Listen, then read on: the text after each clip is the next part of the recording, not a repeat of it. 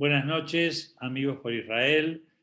Un gusto volver a encontrarse con todos ustedes, a compartir una nueva actividad. Hoy tenemos el sumo placer de escuchar a Ariel Horovitz, fundador y director del Moriah International Center, formado en Sociología e Historia del Pueblo Judío en la Universidad Hebrea de Jerusalén. Posee también una maestría en Gestión y Liderazgo por la Universidad Bar Ilan, también en Israel. Se especializa en temas relacionados con la historia del pueblo de Israel, desde los tiempos bíblicos y hasta la actualidad del moderno Estado de Israel. Capitán retirado de las Fuerzas Aéreas de Israel, donde sirvió como sociólogo.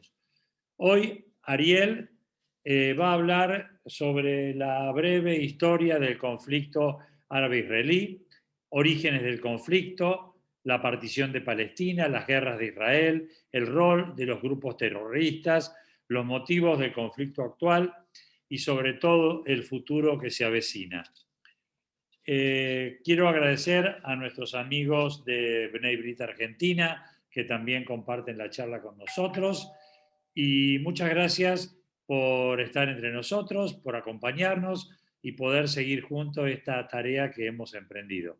Ariel, en nombre de Amigos por Israel, muchísimas gracias por tu colaboración, por estar con nosotros. Como te dije antes, porque en Israel es la 1 de la mañana y te quedaste levantado y despierto para estar con nosotros. Muchas, pero muchísimas gracias. Te doy la palabra y nos encontraremos después en las preguntas. Muchas gracias, Ariel. Bueno, gracias, Simón. Un gusto estar acá, realmente un placer, y felicitarlos también por lo que están haciendo en esta tarea intelectual, académica, juntos con Amigos por Israel. Y bueno, es lindo saber que hay muchos amigos por Israel también en diferentes lugares de América Latina. Así que bueno, ¿te parece, Simón, que comencemos entonces con la presentación? Sí, claro, compartí pantalla. Sí, acá está.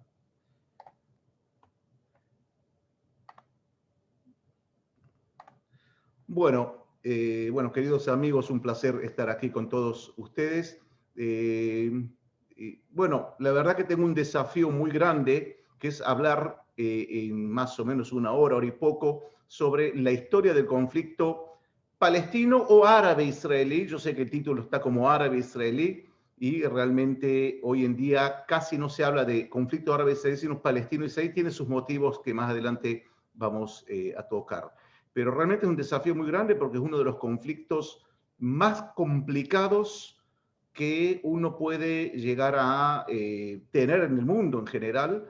Es muy difícil explicarlo y más difícil es entenderlo. Yo sé que muchos de los que están acá deben estar empapados con muchos de los detalles de este, diría, centenario conflicto, ¿no? Más o menos, hablamos de que comenzó en 1920, más o menos.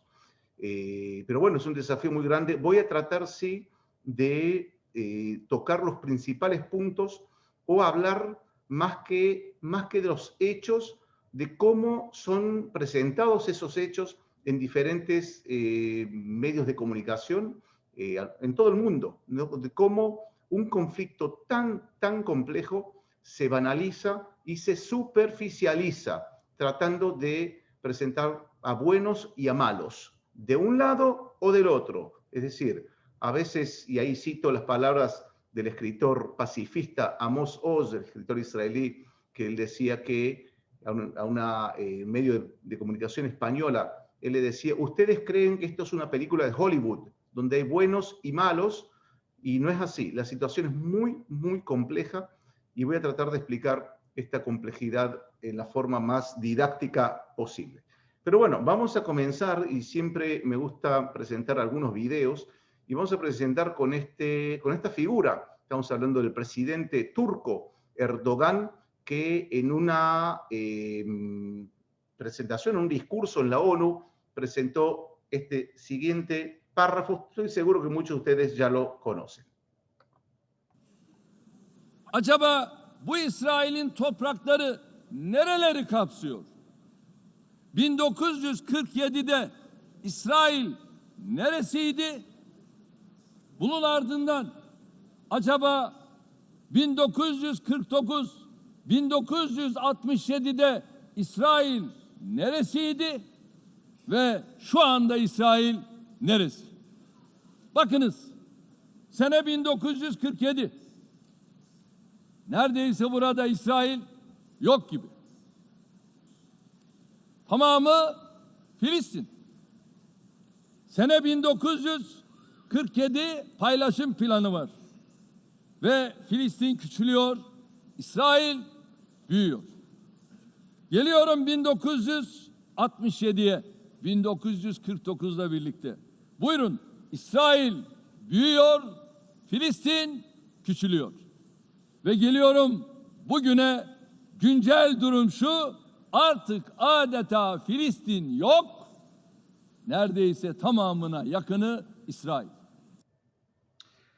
Bien, en un ratito vamos a hablar sobre en qué medida el presidente turco tiene razón o no. Ya eso lo vamos a dejar para el final. Pero si hablamos de la parte, digamos, que habla a favor de los palestinos, no sé si conocen mapas, ¿no? Muchas veces circulan WhatsApp, en Facebook, que dice, por ejemplo, y no lo puse aquí el texto, lo voy a decir oralmente, Israel es el único país entre 22 países árabes y los árabes dicen que nosotros les conquistamos las tierras. Es decir, acá vemos también lo que llama una banalización o una superficialización, como lo hace Erdogan, por ejemplo, y otros, ¿no? Del conflicto acá a favor de Israel, ¿no? Que dicen Israel, como decía, son 22 países árabes y un solo país judío, y los árabes reclaman que nosotros le conquistamos terreno. Vamos a hablar también de esa cuestión, y quisiera junto con ustedes definir lo que significa narrativa. Narrativa, si hacemos una definición un poco más formal o académica, es la interpretación de un aspecto específico del mundo o de un evento histórico moldeado a través de una perspectiva cultural o personal. En otras palabras, ¿qué es la narrativa? Es mi interpretación de los hechos. Y hoy vimos el caso de Erdogan, vimos el caso del famoso mapa que los pro-israelíes también publican.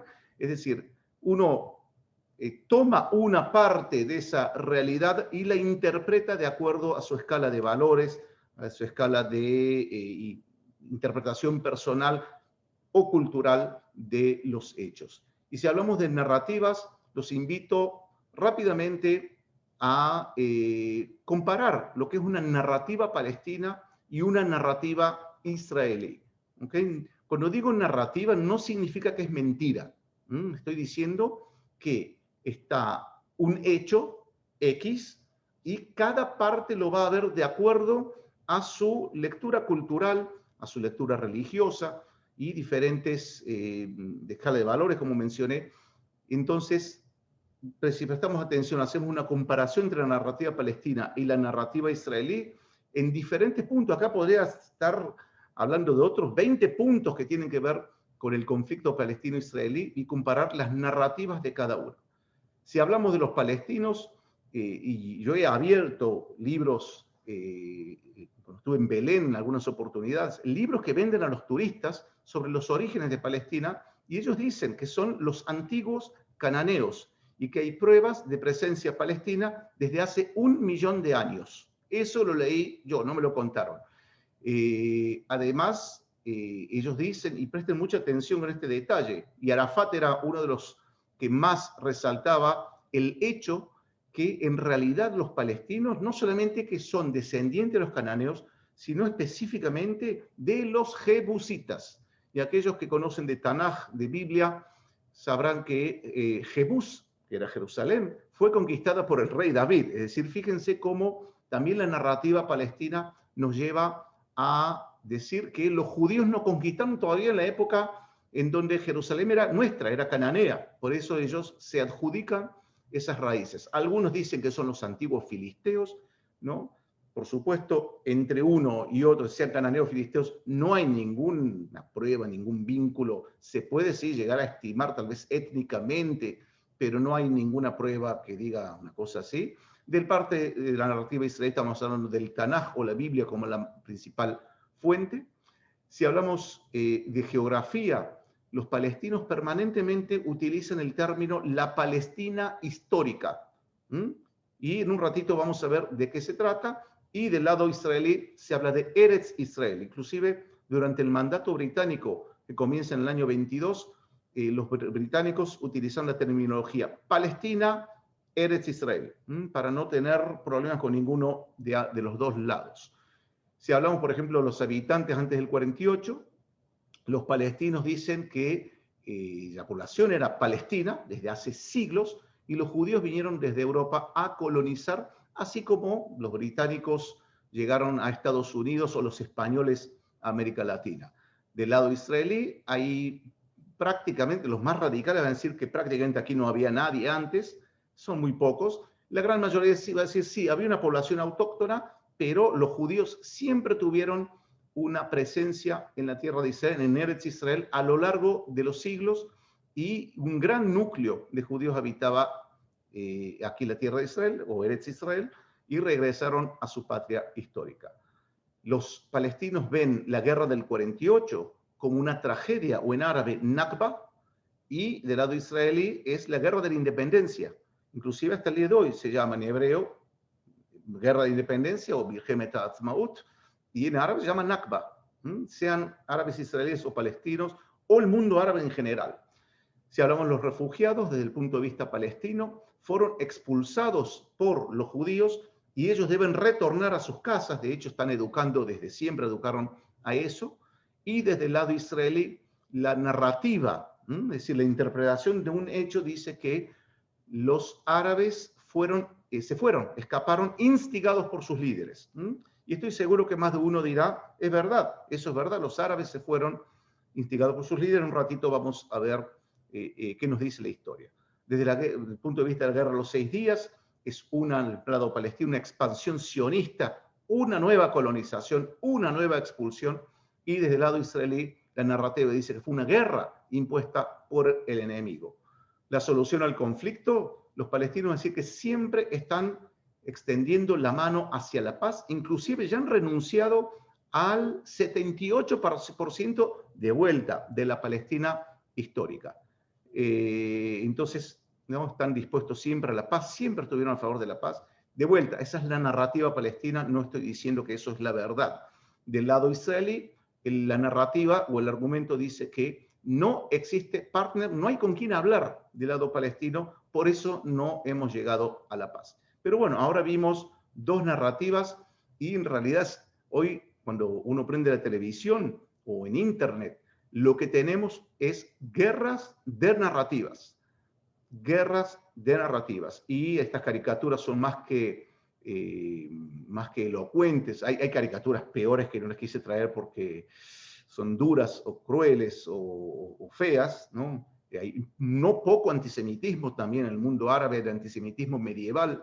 Es decir que no solamente a nivel caricaturas, en general, si vamos a tener una discusión entre el embajador, o el embajador en Argentina, por lo menos el embajador israelí y el embajador palestino, nadie habla de historia, ¿no? Hablan de la parte emocional, la parte de las narrativas, nuevamente. Si vemos en las redes sociales, por ejemplo, la gente, cuando opina en los diferentes blogs, YouTube, etcétera, no hablan de historia, hablan de las narrativas, hablan de lo emocional, de ese relato que Erdogan presentó, ¿no? Demostrando los mapas de cómo Israel fue expulsando de a poco a los palestinos como si fuese una limpieza étnica. Entonces, y del lado israelí van a, no sé, otros argumentos que habrán entendido, me imagino, esa idea.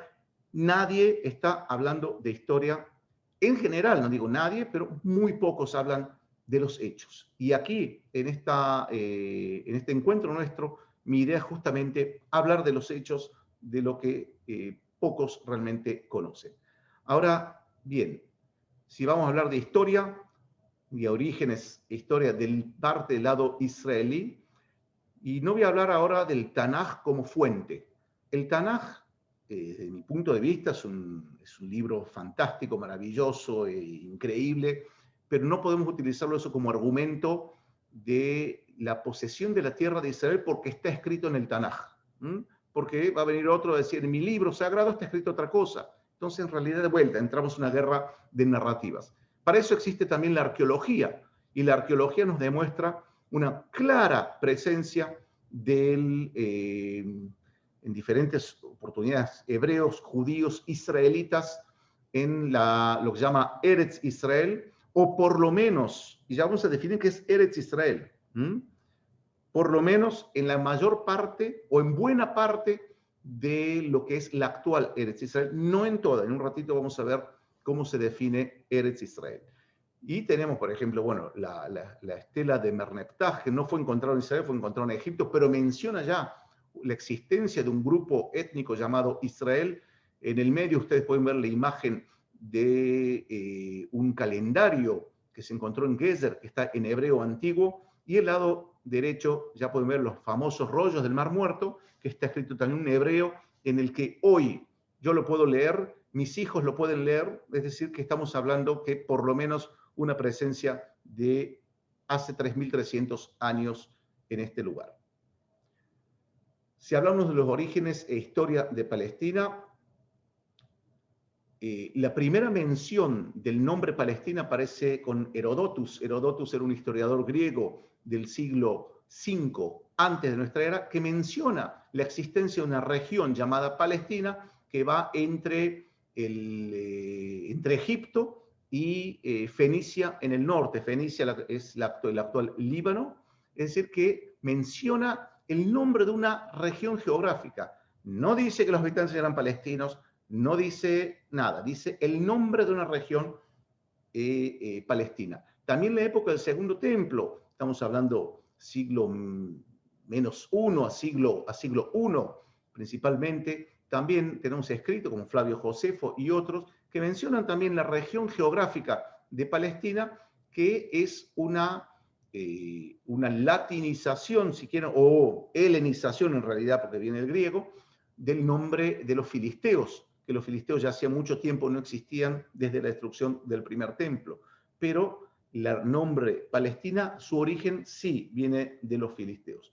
El que va a hacer un gran cambio en este lugar, en esta región, va a ser el emperador Adriano, que luego de reprimir la gran rebelión de Bar Kokhba del siglo II en el 135, va a cambiar en forma oficial el nombre de provincia de Judea por Palestina.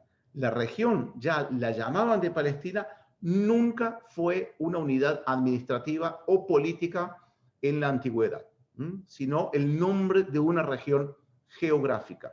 Les voy a ir adelantando, nunca en la historia hubo un país llamado Palestina. Es decir, que cuando en las redes sociales muchos dicen los palestinos tenían su país, o Erdogan también dice lo mismo, el argumento es, históricamente nunca existió un país independiente llamado Palestina. Siempre el nombre de una región, y un ratito lo vamos a ver con mapas.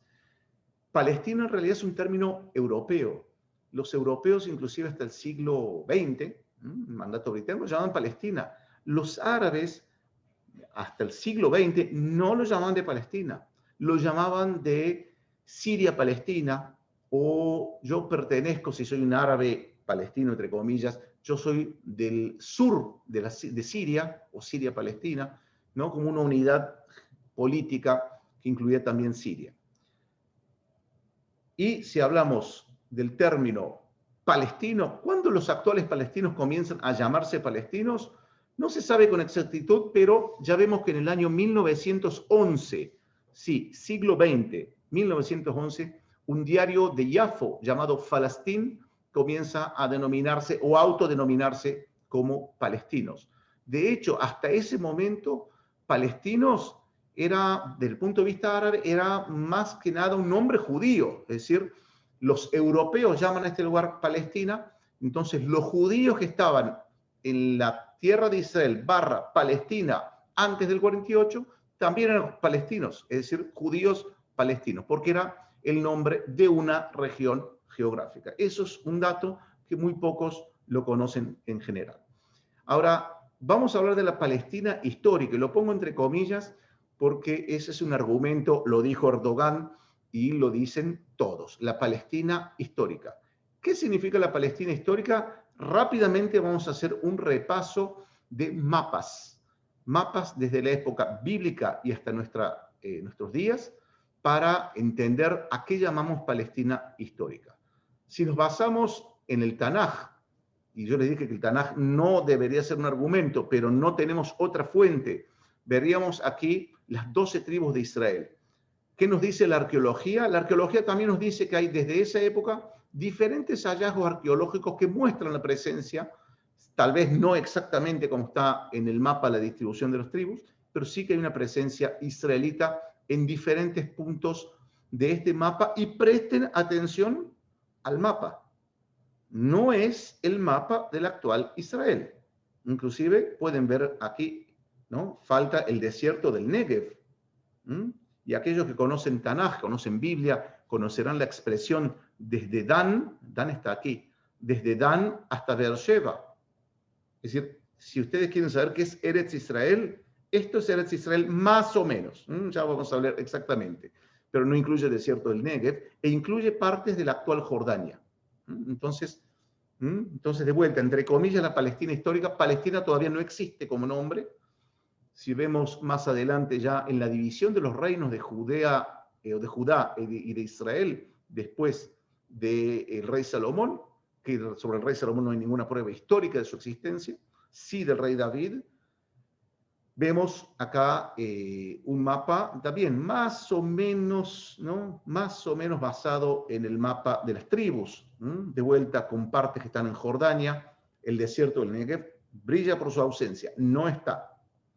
Si seguimos más adelante, el imperio persa llega aquí, bien los babilonios lógicamente, pero el imperio persa va a realmente crear una región geográfica o una expansión muy grande en la región, que va a incluir también llamémoslo provincia, sería, no sé cómo traducirlo, una especie de distrito o provincia llamada Yahad, es decir, de Judea. Es decir, que se mantiene el nombre de Judea. Palestina todavía no existe como nombre de región. Y si seguimos más adelante, en la época de los griegos en realidad lo que hacen es devorarse a los persas. Entonces, fíjense que es prácticamente hasta el mismo mapa, ¿no? Es decir, que más o menos es los mismos límites geográficos que el imperio persa. Seguimos más adelante en el tiempo. Vamos a estar en la época de los macabeos, y si ustedes conocen clubes llamados Maccabi, entonces sabe de dónde vienen. La revolución macabea o hasmonea del siglo -2, es decir, 2 antes de la era cristiana, incluye este mapa. Este mapa es lo que hoy llamamos, lo que debería llamarse en realidad Eretz Israel. No incluye el desierto del Negev e incluye partes nuevamente de la actual Jordania. Inclusive en el siglo XIX, en el siglo XX, cuando el barón Rothschild vino o adquirió tierras, parte de las tierras hasta el día de hoy están en Jordania, están en esta región por aquí. ¿Por qué? Porque para el barón Rothschild y otros, esta región es Eretz Israel, no es dividida como hoy en día por el río Jordán. Es decir, incluye más o menos lo que vemos por aquí en la época hasmonea. Si avanzamos en el tiempo, los romanos van a conquistar la tierra de Israel / Palestina de los hasmoneos, y van a crear una provincia, la provincia de Judea, en el primer siglo antes de nuestra era, hasta el siglo II, que ya les mencioné, donde Adriano va a cambiar el nombre de Judea por Palestina. Es decir, volviendo para atrás, si ustedes quieren saber Jesús, qué lugar, qué mapa él debió conocer, este es el mapa de la época de Jesús, es decir, estamos hablando del primer siglo de nuestra era. Y aquí conocemos, les presento que este señor se llama el emperador Adriano. Por cierto, es un busto que fue encontrado aquí en Israel. Se encontraron 3 bustos de Adriano en el mundo, uno de ellos en la región de Beit Shean. Adriano va a ser el gran cambio, y fíjense una cosa interesante. Adriano va a hacer 2 cambios muy importantes. El primero va a cambiar el nombre de la tierra de Israel o de provincia de Judea por Palestina. Y el segundo cambio va a llamar Jerusalén como Ilia Capitolina o Aelia Capitolina. ¿Y por qué hace esos dos cambios? Porque quería borrar todo tipo de presencia o de memoria del pueblo judío con su tierra. Cualquier tipo de conexión del pueblo con su tierra. ¿Para qué? Para terminar con las rebeliones. Adriano reprimió una rebelión de 3 años. Previamente hubieron otras rebeliones, la más importante el año 70, que terminó con la destrucción de Jerusalén y del templo, pero hubieron otras rebeliones a lo largo del siglo I, inicios del siglo II.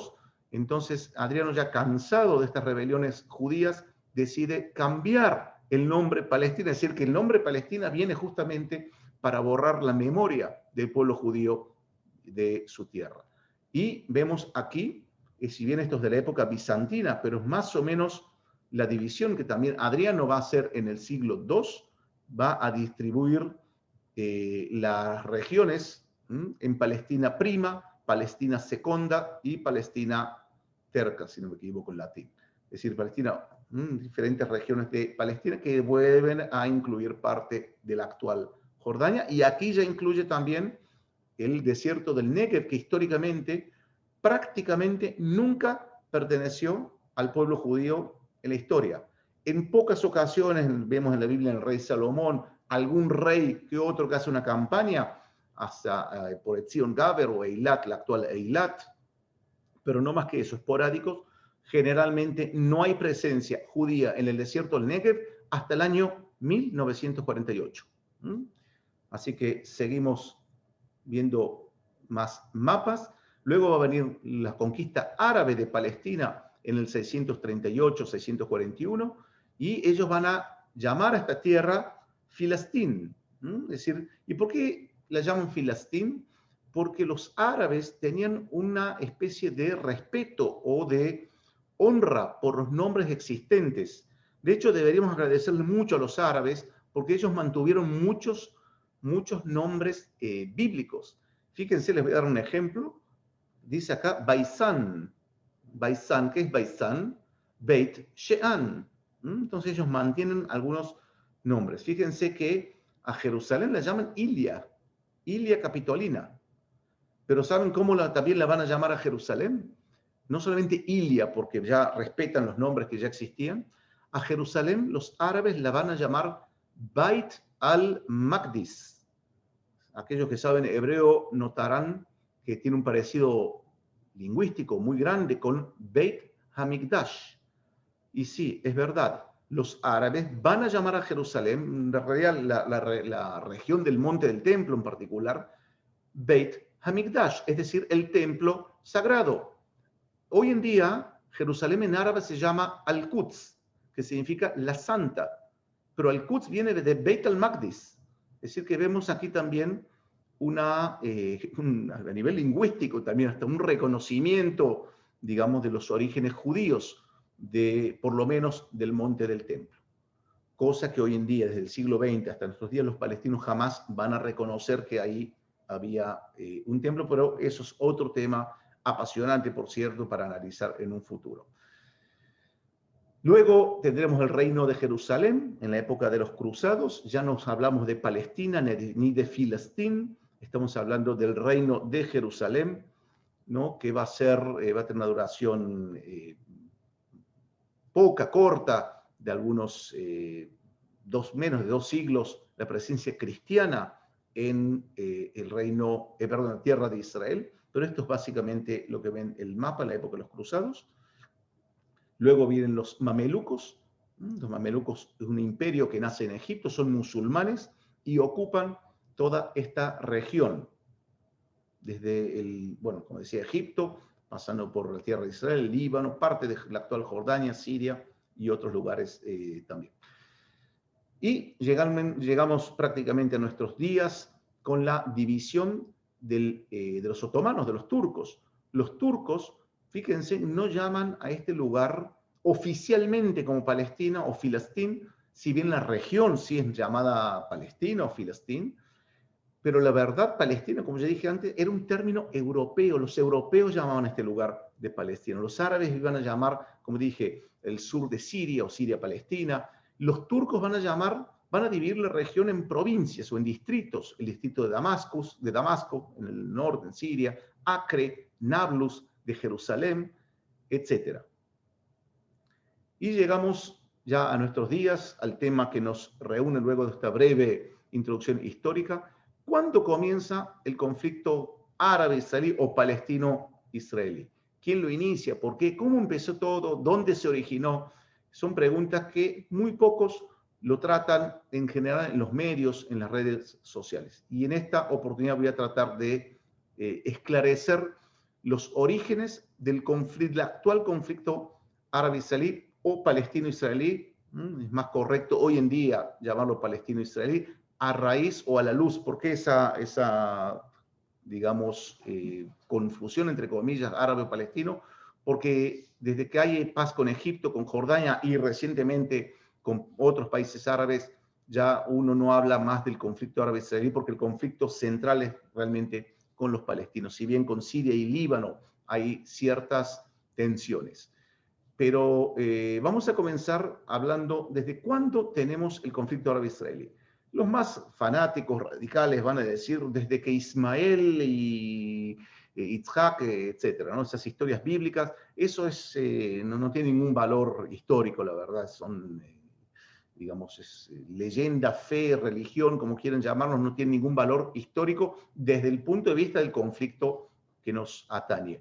Pero si hablamos de la modernidad, algunos dicen que el conflicto comienza a fines del siglo XIX, con la llegada de las primeras inmigraciones, olas inmigratorias, o las aliot, pero la gran mayoría ya habla del año 1920, cuando empiezan los grandes disturbios de árabes contra judíos. Pero previamente, ¿qué ocurre? Tenemos las famosas cartas de McMahon a Hussein y también la declaración Balfour. Pero veamos qué significan las cartas de McMahon a Hussein. McMahon era un gobernador inglés de Egipto que en nombre de la corona británica le promete al líder árabe del momento, que era Hussein, llamado el Sheriff Hussein, que es el iniciador de la familia hashemita, actual reino de Jordania, le promete que a cambio de ayuda árabe contra los turcos durante la Primera Guerra Mundial, la corona británica se compromete a otorgarle a este señor Hussein buena parte de la región poblada por los árabes. Buena parte, Hussein entendió que era todo, incluyendo en aquel momento Palestina, incluyendo Siria, Líbano, Arabia Saudita, Jordania, y crear un gran reino árabe en toda la región. Fueron unas cartas, intercambio de cartas, fueron 15 en total, en el cual al fin y al cabo no ocurrió nada. Para los árabes fue una clásica traición occidental y tiene un valor legal, inclusive hasta el día de hoy. Algunos argumentan que esas cartas de McMahon a Hussein es más antiguo que la declaración Balfour, que un ratito vamos a hablar, por lo tanto tiene un valor legal y debería ser reconocido en el argumento a favor de los palestinos, de crear aquí un reino árabe o un país árabe gigante, de dimensiones gigantes, que ocupaba los actuales Arabia Saudita, Jordania, etcétera, Palestina. Los ingleses interpretaron otra cosa, bien al estilo inglés, pero Gran Bretaña en su momento lo que argumentó es que no se formalizó ningún acuerdo, por lo tanto no tiene ningún valor, si bien reconocen la existencia de esas cartas. Antes de hablar de la declaración Balfour, vamos a hablar, y ya vamos a hablar de la declaración de Balfour, del acuerdo de Sykes-Picot. Sykes-Picot eran dos representantes. Sykes era inglés, Picot era francés, en donde en medio de la Primera Guerra Mundial se dividen el Medio Oriente en regiones. Es decir, que ya el acuerdo Sykes-Picot contradice lo que McMahon había prometido a Hussein. Es decir, que vemos aquí un juego de promesas por parte de Inglaterra, de Gran Bretaña, prometer lo mismo a diferentes factores. ¿Qué es el acuerdo Sykes-Picot? Es dividirse, como decía, las responsabilidades británicas y francesas en el Oriente Medio. Este acuerdo nunca fue implementado, pero sí se tomó el límite norte de Israel, está basado en el acuerdo de Sykes-Picot. ¿Okay?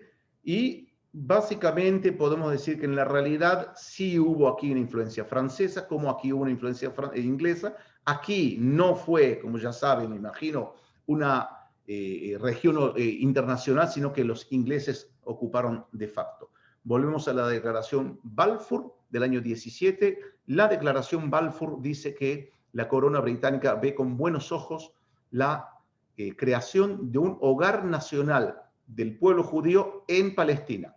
No dice límites, no dice dónde, no dice que es Palestina, no dice que va a ocurrir ni con fronteras ni con la población árabe local.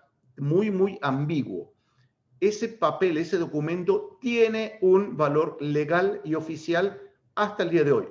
De hecho, cuando el presidente Trump trasladó la embajada americana de Tel Aviv a Jerusalén, los palestinos, inclusive Mahmoud Abbas, o el llamado Abu Mazen, dijo que 100 años de declaraciones, es decir, en 1917 la declaración Balfour y el 2017 la declaración de Trump, la comparó, ¿no?, como declaraciones, digamos, que perjudican en forma oficial y legal al pueblo palestino en este caso. Pero ya vamos a hablar en un ratito también del mandato británico. Y ahora bien, en el año 1920 se realiza la conferencia de San Remo en Italia, y en esta conferencia donde las potencias se reúnen y deciden, luego de los resultados de la Primera Guerra Mundial, la catástrofe, el derrumbe del Imperio Otomano, entre otros, ¿no?, si hablamos de la región, el derrumbe del Imperio Otomano, y en esta conferencia de San Remo se decide dar a Inglaterra y a Francia mandatos. Mandatos, ¿qué significa un mandato? Un mandato tiene una connotación de temporal.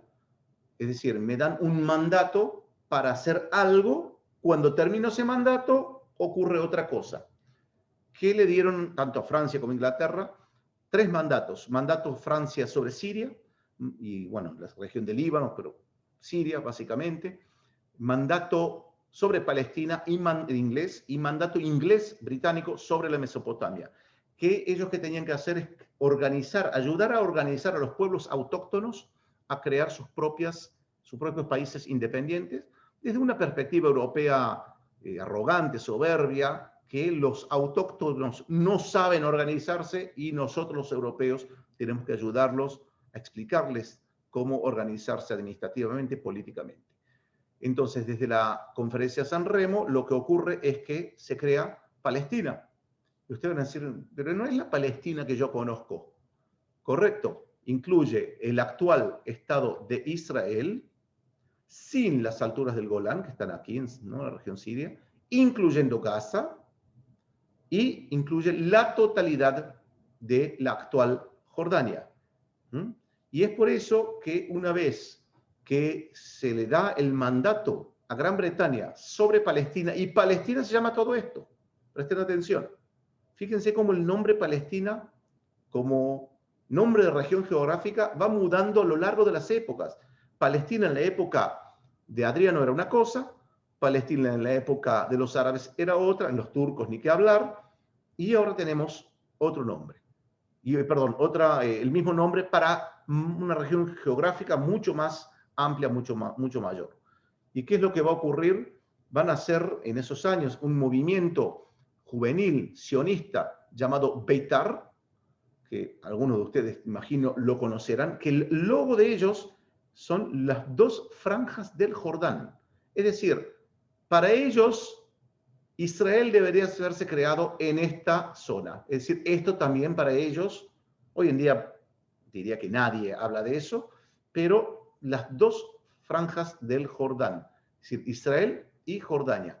Inclusive el grupo paramilitar Etzel también adopta, que viene también de Beitar, de la misma raíz, también el mismo logo con un arma acá, porque era un grupo paramilitar que incluye las 2 partes del Jordán.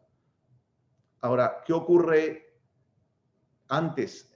antes de la conferencia de San Remo, una propuesta del movimiento sionista para crear, a raíz de la declaración Balfour, crear el Estado de Israel, que todavía no se llamaba Estado de Israel, pero digamos el Estado judío en estas fronteras, que incluyen, fíjense, también parte del actual Líbano, Sidón, Tiro, casi llegando a Beirut, incluye también parte de la actual Siria, parte de la actual Jordania, la Franja de Gaza, parte del Sinai, Aqaba, que está en Jordania, es decir, vemos aquí una propuesta que no prosperó, nadie la aceptó, y aquí vemos un hecho súper interesante, que en el año 1922 los británicos, en su, diría, atrevimiento, en su osadía, porque le dieron un mandato para crear ahí países no como se les dé la gana, sino de acuerdo a determinado consenso, los británicos en forma unilateral deciden darle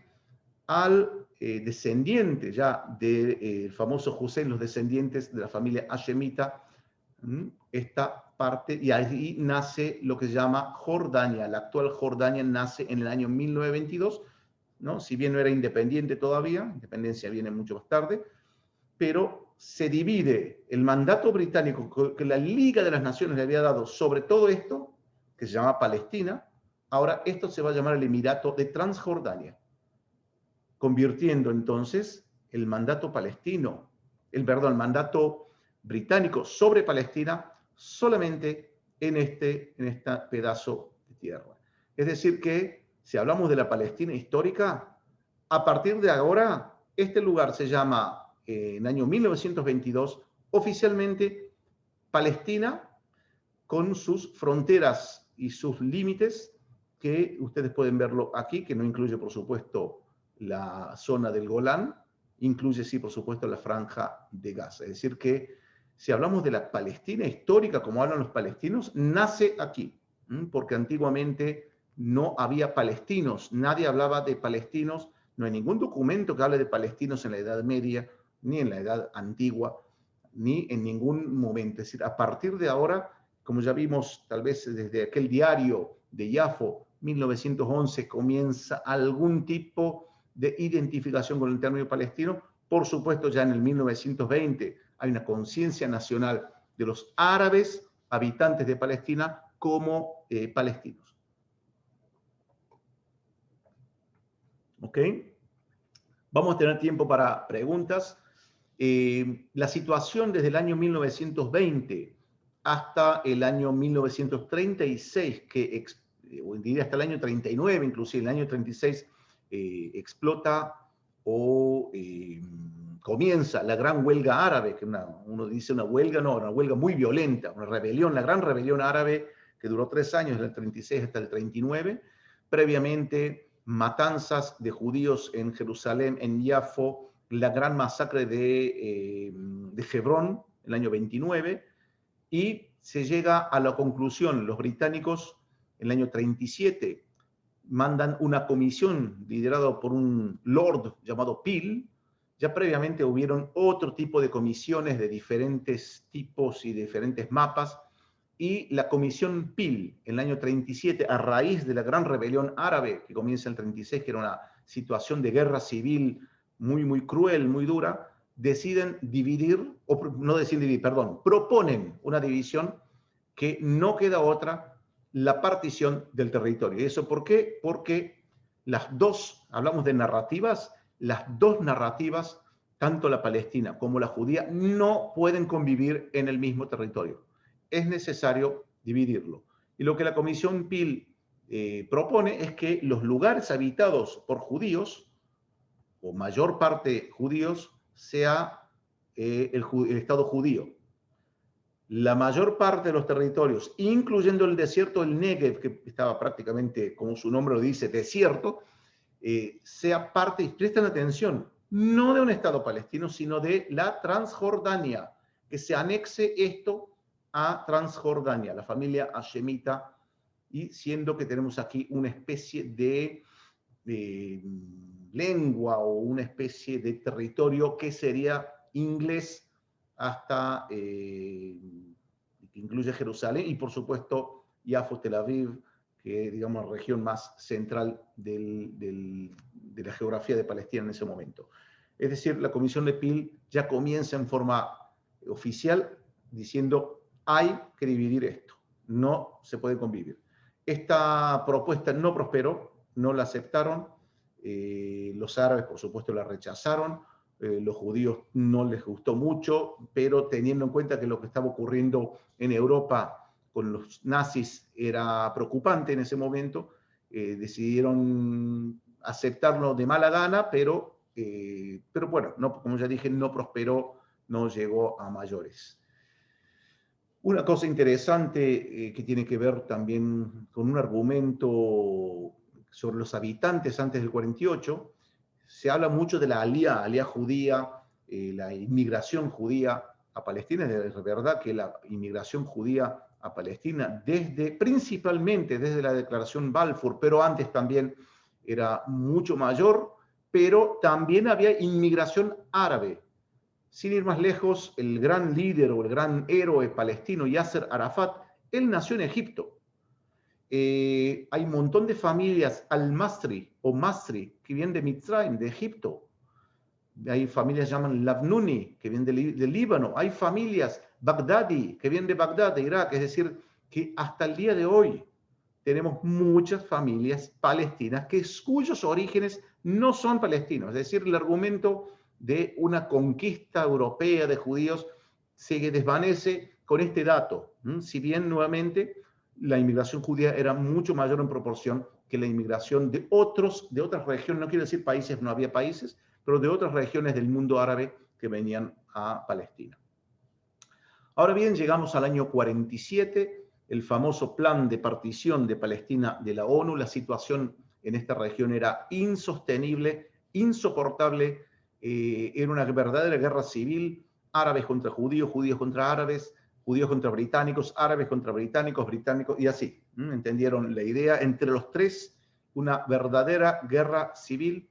Los británicos ya no aguantan más la situación acá, se quieren ir y deciden devolver el mandato a la ONU. Ya la ONU es creada después de la Segunda Guerra Mundial, y la ONU el 29 de noviembre del año 47 decide, después de grandes debates, dividir Palestina de la forma que ustedes están viendo aquí en la pantalla, en donde lo que está en rojo es el Estado árabe y lo que está en verde es el Estado judío, siendo Jerusalén una ciudad internacional. Es decir, fíjense cómo este mapa llega a niveles absurdos, digamos, ¿no? De cómo son pedacitos, ¿no? Unidos aquí, por ejemplo, o aquí ni siquiera hay unión, ¿no? O esta zona, es decir, cómo puede haber dos países, ¿no? Creados de esa forma, pero de vuelta, la lógica era la mayor concentración judía es para el Estado judío, que incluiría una gran cantidad de población árabe, como por ejemplo en Haifa, que es una ciudad mixta. Entonces la ONU decide que Haifa sí sea parte del Estado judío, no se hablaba de Israel, sino del Estado judío, y el desierto del Negev está totalmente vacío, no totalmente, prácticamente vacío. Había algunos asentamientos judíos ya en parte del Negev, sea también parte del Estado judío. La reacción a esta partición de Palestina de la parte árabe fue totalmente negativa. Rechazaron vuelvo acá al mapa, cualquier división o partición de Palestina. Los árabes recibirían 45% de la Palestina, del mandato británico, mientras que los judíos el restante 55%. Los árabes se oponen a eso, los judíos lo aceptan. De vuelta, no muy felices, ¿no? Pero estaban entendiendo las circunstancias, cómo era gran población árabe, ¿no? Realmente los árabes eran la mayoría, eso hay que decirlo. Si hablamos de la narrativa previamente que decía que llegaron acá olas inmigratorias judíos y la tierra estaba vacía, no es verdad eso. Había en el año 48 o fines del 47, estamos hablando de 1/3 de la población de la Palestina mandatoria era judía y 2/3 árabes. Es decir, que los judíos eran minoría en esta región del planeta en el año 48. Ahora sí, vemos cuál es la reacción árabe. La verdad, la guerra de independencia, como dice acá, o Nakba, Nakba para los árabes, no comienza en mayo, comienza el 30 de noviembre del 47, con la población palestina local, con ataques masivos sobre la población judía, sobre ¿no? puestos militares también judíos, contra británicos también. Es decir, la guerra civil se acentúa. El 14 de mayo, el primer ministro, que sería después, ¿no? a posteriori, el primer ministro de Israel, declara la independencia en Tel Aviv, y el 15 de mayo, digamos, sí, 6 ejércitos árabes, está compuesto también con otras legiones sauditas y otros países, pero básicamente 6 ejércitos árabes invaden el nuevo Estado de Israel: Egipto, Líbano, Siria, Jordania, Irak. Los palestinos propiamente dicho, como ya mencioné, legiones de Arabia Saudita y de otros países árabes. Hay varias legiones, ayuda de otros países árabes, invaden este nuevo Estado judío, un Estado totalmente precario, pobre, prácticamente sin armamento, sin apoyo internacional. Israel no lo ayudó a nadie, salvo un país, y eso fue en el minuto 90. Israel no tenía prácticamente aviación, tenía muy poco, y ese país no es Estados Unidos como muchos creen, sino que Checoslovaquia. Checoslovaquia le va, no es que la apoya, le vende armas, decide venderles armas a Israel. Los religiosos y los personas de fe hablarán de un milagro, y los que son más terrenales dirán que fue una brillante victoria militar por parte de Israel, llegando a la línea de armisticio que estamos viendo aquí en el resultado de la guerra del 48. Israel, que tenía, o el Estado judío, de acuerdo a la partición, tenía el 55%, pasa a tener ahora el 78% de la Palestina mandatoria. Eso es en los acuerdos de cese del fuego que Israel firmó con los diferentes ejércitos árabes. Y una cosa que muy pocos saben y que nadie le ha reclamado históricamente es que Jordania, vemos aquí, Jordania anexa en forma unilateral la Cisjordania. Esta es la región de Cisjordania, o Judea y Samaria. Samaria, aquí abajo Judea. La anexa en forma unilateral, imponiendo ahí la ley jordana, toda la vida jordana, etc. Por supuesto, incluye Jerusalén Oriental, la ciudad vieja es jordana. Egipto conquista la Franja de Gaza, pero impone allí un régimen militar. Tampoco eso se habla mucho. Eso estamos hablando en el final de la guerra de independencia, o la guerra del 48 sería un nombre más objetivo. Es decir, que todo lo que vemos aquí en azul es el Estado de Israel, y presten mucha atención. Este es el Estado de Israel reconocido por la comunidad internacional hasta el día de la fecha. Este es el mapa de Israel oficial, de acuerdo a la comunidad internacional. Aquellos que conocen el mapa de Israel actual notarán algunas diferencias, y ya vamos a hablar sobre eso. Vayan anotando las preguntas, que al final vamos a dar tiempo de preguntas.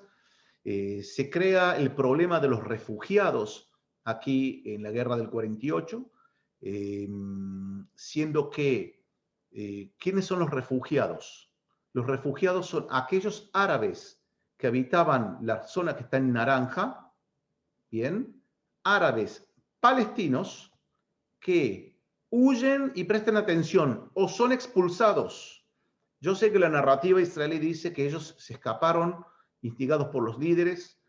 La gran mayoría es verdad, escaparon por diferentes motivos, instigados por los líderes, eso es verdad también. Se fueron también pensando que los judíos los iban a masacrar. Estuvo el caso de Dir Yassin, no voy a entrar en eso ahora, pero hubo una masacre que hasta el día de hoy no se sabe bien qué ocurrió. El hecho es que muchos inocentes civiles fueron muertos, árabes, en una localidad llamada Dir Yassin, probablemente por grupos paramilitares del Etzel, del Lehi, pero hasta el día de hoy no se sabe. Algunos creen que es un rumor que se inventó para asustar a la población árabe para que se vayan, y en algunos casos, como ya dije, la mayoría escapó, pero en algunos casos también se fueron expulsados, a diferentes lugares o directamente salieron de sus casas por la fuerza o incentivados para que salgan de sus casas. Eso es una minoría, es verdad, pero eso también ocurrió. Y esos refugiados se van a instalar en diferentes lugares del mundo árabe, principalmente Gaza. La mitad de la población, perdón, más de la mitad de la población en ese momento eran refugiados, principalmente en lugares como Yafo, Ashdod, que en ese momento se llamaba Isdud. Muchos van a la franja occidental, Judea y Samaria o Cisjordania. Vemos en el sur del Líbano, en Jordania una cantidad gigante, en Siria también, los países del Golfo también. Y aquí tenemos que hacer una diferenciación entre palestinos, los palestinos son estos aquí, y los árabes israelíes, son los palestinos que no se fueron de la tierra del Estado de Israel reconocido internacionalmente, después del cese de fuego del 49. Por eso hasta el día de hoy tenemos árabes israelíes. ¿Cuál es la diferencia entre ellos? Básicamente no hay diferencias, la misma etnia, prácticamente la misma religión, la mayoría musulmanes, una minoría cristiana, por supuesto. La diferencia es que unos son ciudadanos del Estado de Israel y los otros no. Los palestinos no son ciudadanos del Estado de Israel, los árabes, es decir, los palestinos que se quedaron en el 48 aquí, sí lo son. Esa es la gran diferencia.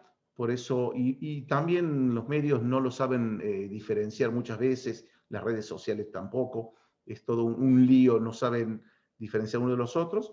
Pero hay también diferencias culturales, hay diferencias, por supuesto, los árabes israelíes tienen un nivel de educación mayor, son más occidentales en ese sentido, no mucho más, ¿no? Es decir, inclusive ellos se van a autodefinir, muchos de ellos como palestinos ciudadanos del Estado de Israel, no como árabes israelíes. Seguimos en el tiempo, la guerra de los 6 días, la guerra que, si bien duró 6 días, determinó la realidad hasta el día de la fecha, en donde en los días previos 3 ejércitos árabes concentran tropas, lo que está prohibido por la ley internacional. Egipto va a cerrar el estrecho de Tirán, aquí, para el paso de navíos israelíes al Golfo de Eilat, o al puerto de Eilat, aquí. Que esto también, como es un paso marítimo internacional, está prohibido por la ley internacional, lo que se llama casus belli, es decir, que Israel tenía todo el derecho de atacar, y es lo que hizo. La guerra de los 6 días no la iniciaron los países árabes, la inició Israel. Eso tiene que quedar bien en claro. Israel fue el primero en atacar, y menos mal que lo hizo, porque en un día y medio terminó con la aviación egipcia. Egipto estaba fuera del juego en un día y medio. Jordania duró un poquito más, pero no mucho más. Y finalmente Siria. Las consecuencias de esta guerra de los 6 días, una guerra, también una victoria brillante a nivel militar, a nivel estratégico. La consecuencia de esta guerra de los 6 días es que Israel triplica su tamaño.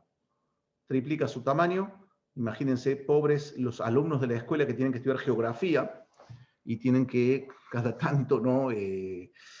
Conquistas, retiradas, que ya vamos a ver algunas retiradas. Y este es el mapa de Israel entre el año 1967 y 1974. En el año 74 va a haber algunas retiradas menores, tanto del Golán como de la península del Sinaí. Pero este es el mapa. Pero la gran, antes de la gran retirada, la guerra de Yom Kippur, como dije, a raíz de la guerra de Yom Kippur, una guerra muy difícil, que la victoria militar de Israel fue mejor todavía que la de los 6 días, porque Israel estaba en desventaja al principio y consiguió conquistar y recuperar todo el territorio a un precio muy alto de vidas humanas. Pero a raíz de esto hubo algunas retiradas, como mencioné, tanto del Golán como de la península del Sinaí. Golán a favor de Siria y en la península de Sinaí a favor de Egipto. Pero el gran cambio geográfico va a ocurrir a raíz del acuerdo de paz entre Israel y Egipto, que en el año 77 el presidente egipcio Anwar el-Sadat, archienemigo de Israel, Egipto, el más poderoso y el más cruel, decide venir a Jerusalén. Y bueno, la historia tal vez la conocen, ¿no? La historia que Sadat viene a Jerusalén, da un discurso llamando a la paz y hacen la paz entre Israel y Egipto.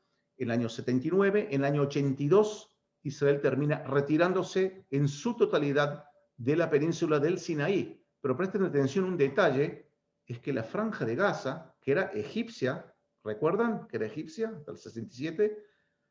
Egipto no la quiere, con justa razón, porque nadie quería ese nido de terroristas que también hacían atentados contra Egipto. Y Israel lo quería para controlar mejor la seguridad de su territorio. Entonces, vemos el mapa de Israel en el año 1982. Seguimos más, y me voy a focalizar. En el año 82 está la guerra del Líbano, una guerra entre la OLP, la Organización para la Liberación Palestina, que atacaba constantemente a las poblaciones del norte de Israel, y Israel reacciona entrando en el Líbano, conquistando hasta casi Beirut. Se retira después de Beirut, pero deja una franja de seguridad. La OLP es expulsada del Líbano y se va a Túnez. Pero en el año 87 explota lo que llama la primera intifada, que es una revolución popular, y en este caso sí, una rebelión del pueblo palestino en contra de la ocupación israelí de Judea y Samaria, lo que llevó a un gran acto de violencia por parte de los palestinos, una represión muy dura por parte de Israel, muchas muertes en la primera intifada, y realmente, digo, una rebelión auténtica del pueblo palestino, no necesariamente instigada o incentivada por sus líderes, a diferencia de la segunda intifada, que fue sí incentivada por sus líderes.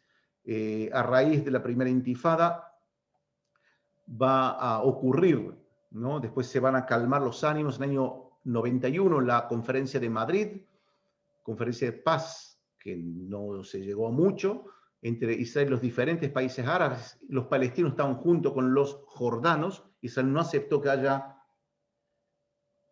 una delegación palestina independiente, y se firman los acuerdos de Oslo en el año 93 como, digamos, una consecuencia, un seguimiento de lo que se había comenzado en Madrid en el año 91. Y se llega a un acuerdo en el cual los palestinos iban a recibir una autonomía sobre buena parte de la Cisjordania, de la Franja de Gaza. Se van a crear las áreas A, B y C. Área A, que está en marrón, es control palestino, tanto civil como de seguridad. No dije militar, porque no hay ejército, sí policía palestina, de seguridad interna. Van a contrarrestar las organizaciones terroristas, las van a reprimir. Ese era lo que estaba, por lo menos en el acuerdo, en el papel. Y la Franja de Gaza también, área A. El área B va a ser autonomía palestina en lo civil, pero en la seguridad israelí. Y el área C, fíjense que es la frontera con Jordania y la frontera con, fíjense, esta es la famosa línea verde, va a ser responsabilidad israelí, tanto en lo militar como en lo civil. Eso se llega al acuerdo en Oslo, año 93. Avanzamos y ahora sí me foco mucho más en la cuestión palestina. En el año 95 el primer ministro Yitzhak Rabin es asesinado por un judío ortodoxo de extrema derecha. El grupo Hamas, que había nacido en el año 87, realiza un sinfín de atentados en los grandes centros urbanos israelíes. Personalmente fui testigo de un par de ellos, de ómnibus explotando, de bares, de restaurantes, de hoteles, de boliches, playas. Era una situación muy dura. Y en el año 2000, el entonces primer ministro Ehud Barak, junto con su partner en ese momento, Yasser Arafat, se reúnen en Camp David, el mismo lugar donde se llevó a cabo los acuerdos de paz con Egipto, y deciden, por lo menos la propuesta israelí que decide entregar Ehud Barak es la siguiente. Y vemos aquí, toda esta área en azul será anexada a Israel en forma oficial. ¿Por qué justamente aquí? Porque está la mayor cantidad de asentamientos israelíes. No lo mencioné, lo menciono ahora. Desde el año 67 hasta el 77 se construyen varios asentamientos en la Cisjordania impulsados por el gobierno israelí, en regiones fronterizas, la zona de lo que se llama el Valle del Jordán, y también por estas regiones que vemos aquí, el triángulo que protege a Jerusalén, aquí, muchos asentamientos para proteger Jerusalén. A partir del 77 se acentúa más aún la construcción de asentamientos en territorios donde vivían, hasta el día de hoy, viven más de 2 millones de palestinos, y hoy en día hay cerca de 400.000 colonos o 450.000 colonos, se llaman israelíes, que viven aquí. Pero esta es la propuesta, anexar esta parte. La parte verde va a ser momentáneamente control israelí, que es el Valle del Jordán, esta parte. Fíjense que la parte azul que se quiere anexar es la frontera con Jordania, es decir, que sería un país palestino dentro de Israel, es decir, rodeado por Israel. Jerusalén también, que es un tema aparte, se le daría independencia palestina a los barrios árabes, tanto cristiano como el musulmano, y el judío y el armenio serían Israel, y el monte del templo también sería palestino, y una división aquí de Jerusalén, lo que es verde sería Al-Quds, ¿no? Palestina, lo que es azul, más allá inclusive de la línea verde, serían barrios anexados a la Jerusalén israelí. La consecuencia de las conversaciones en Camp David fue esto, y sin fin de atentados más crueles que los atentados del año 95, más crueles que la primera intifada. El resultado de Camp David fue una segunda intifada, incentivada, instigada por liderazgo palestino en forma estructurada y ordenada, desviando las causas de corrupción que tenía el gobierno palestino, el pueblo muy enfadado con ellos, y el resultado fue toda esta ola de violencia con su respectiva represión israelí o también respuesta israelí ante semejantes ataques contra civiles. En el medio de la intifada hay nuevas conversaciones, intifada tremenda, muy dura, creo que fue una de las peores épocas que me tocó vivir aquí en Israel. En el año 2001 se llega de vuelta en Taba, en Egipto, a conversaciones y se propone, esta es la propuesta israelí. Fíjense, la propuesta israelí y la propuesta palestina, la diferencia es mínima. Por cierto, Gaza sería unida a la franja occidental o a la Cisjordania a través de un túnel, que eso fue una propuesta de Barak. Prácticamente no hay diferencias. Aún así, los palestinos rechazan esa propuesta, no la aceptan, tanto por la cuestión geográfica, como también la cuestión de Jerusalén, como también la cuestión de los refugiados, donde los palestinos viven, crean y alimentan ese mito de los refugiados que deben volver a las diferentes ciudades del actual Estado de Israel. En el año ya 2002, el primer ministro Sharon, que derrota en las elecciones a Barak en forma contundente, fue una de las grandes humillaciones electorales de la historia del Estado de Israel, comienza a construir Sharon lo que llama la cerca de seguridad. La cerca de seguridad, no siempre que es en rojo, no siempre va a ser paralela a la línea verde. La línea verde es la que separa oficialmente la línea de armisticio del 49, si se acuerdan, entre Israel y Jordania, y en algunos casos va a entrar dentro de la línea verde. Esta cerca de seguridad, parte de ella es muro, hay un famoso muro que dice el muro del apartheid y otras barbaridades. La parte de muros es una mínima, son 7-8% de toda esta valla de seguridad que en definitiva frenó los atentados terroristas palestinos hasta el día de la fecha. Es decir, que una de las grandes obras de Ariel Sharon, que uno puede estar de acuerdo o no con su política o con el personaje en sí, una de las grandes obras fue que paró el terror de los autobombas o de los inmolados en los grandes centros urbanos israelíes. Luego, en el año 2005, el famoso plan de desconexión, también liderado por Sharon, en donde Israel se retira de la franja de Gaza. Y aquí, bueno, eso es para un tema aparte, pero de acuerdo a la visión de Sharon, Sharon estaba cumpliendo la resolución de la ONU 242 que llama a la retirada israelí de territorios ocupados, y no de los territorios ocupados, sino de territorios ocupados, Y Sharon nunca lo dijo, pero se sabía que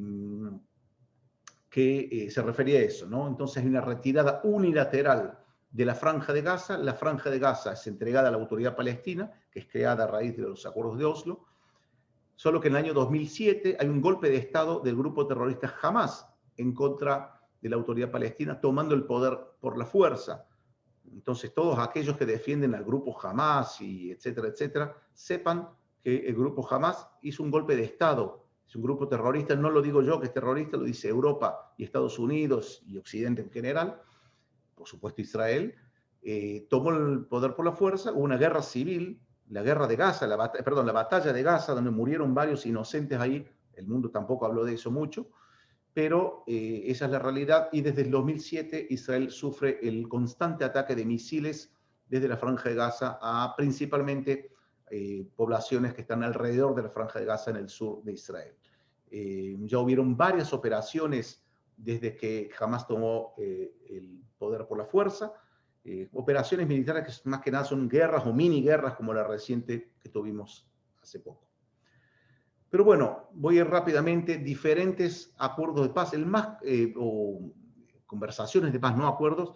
El más resonante fue el de Anápolis, con el primer ministro Ehud Olmert, que terminó al final preso por corrupción, pero llegó a ofrecerle a los palestinos el oro y el moro, a cambio, es decir, anexar estos bloques de asentamientos israelíes que vemos aquí, que los palestinos están de acuerdo, porque realmente hay cerca de 300.000, 300 y poco mil, o sea, el 85% de los colonos se encuentran en esta región, los palestinos están de acuerdo, pero quieren a cambio territorios que hoy en día están en Israel. Entonces Israel iba a dar estas regiones aquí del sur de Judea, ya con el desierto del Negev, parte del valle de Beit Shean, por aquí, parte, se estaba hablando de la zona, lo que se llama el Triángulo, está por aquí, algunas ciudades o aldeas árabes, israelíes, que irían a pasar al lado palestino.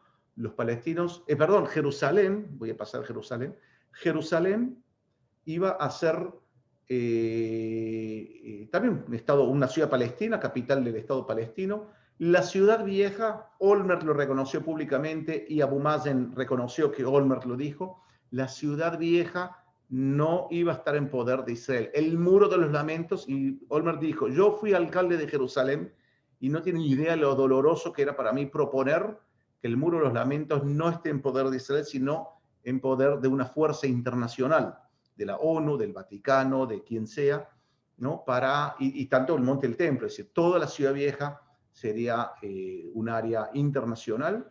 Y adivinen que los palestinos no aceptaron esta propuesta por diferentes motivos, diferentes excusas, los refugiados, etcétera, etcétera.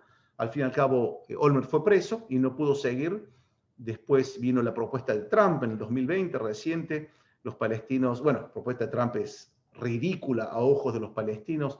Habla de una soberanía israelí en el Valle del Jordán, anexión de varios bloques de asentamientos mucho mayores del pasado, el Estado palestino rodeado por Israel, no puede tener derechos refugiados, Jerusalén es israelí, no es Palestina, y los palestinos se quejaron diciendo, no, tenemos que volver a Anápolis, vamos a seguir desde Anápolis.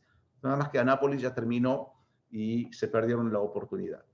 Finalmente, para terminar esta charla, vamos a corregir a Erdogan, ¿no? Que empezó hablando una cantidad de barbaridades. Este es el famoso mapa, ¿no? Que habla de la pérdida de tierras palestinas, ¿no? La conquista o la limpieza étnica, como quieran llamarlo.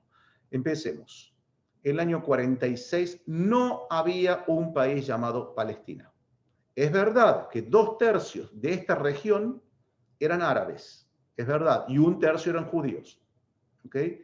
La decisión de la ONU era dividir el Estado. Y cuando muchos dicen que Israel no acata las resoluciones de la ONU, podemos volver al inicio. Los árabes no acataron la resolución de la ONU del año 47. Es decir, que ahí tenemos primero la primera falta de aceptación de una resolución de la ONU. Después se crea el Estado de Israel. Ahora, esto es producto de una guerra que los árabes comenzaron. Y hay alguien que dijo una vez, yo no me acuerdo quién, una cita, perdón que ganamos la guerra. Y el mundo reconoce esta geografía como el Estado de Israel. Es decir, que vamos corrigiendo a Erdogan a cada uno de los errores que él comete, errores intencionales, lógico, ¿no? Y finalmente, bueno, esto sí es el mapa de Israel hoy en día. Tierras palestinas, más que se olvida que los árabes israelíes también son palestinos, más que son ciudadanos del Estado de Israel. Y para terminar, antes de las preguntas, me quedo con una frase muy famosa que muchas veces decimos aquí: los palestinos no pierden oportunidad de perder oportunidades.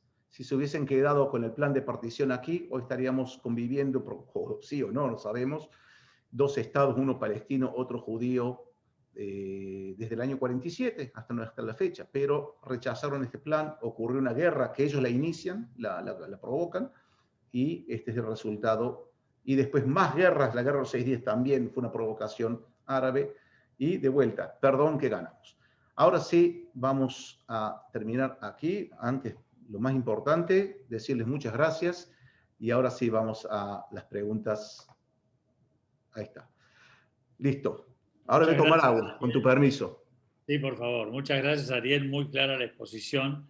Vimos un pantallazo de la historia breve de la historia israelí, de las guerras de Israel.